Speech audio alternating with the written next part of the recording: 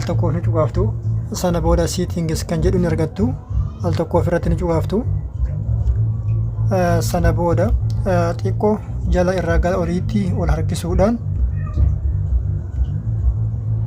profile in the tagging kan jedhu kana irratti al tokkoof ni cuqaaftu. Sana booda as iddoo tagging jedhu kana gar jalatti bakka mallattoo friends of friends jedhee halluu cuquliisa yookiin ammoo halluu biluudhaan dibamee jiru kana jechuudha. Mallattoo tan al tokkoof irratti cuqaaftu. Iddoo friends of friends jedhu kana irratti jechuudha. Sana booda only me irratti deebistu jechuudha. Ammas gar jalaatti friends kan jedhunas al tokkoof irratti ni cuqaaftu. Isa kanas maal gootu only me irratti deebistu jechuudha. Kana booda namni tokko Facebook keessan irratti tagging godhu jechuudha yookiin ammoo tagging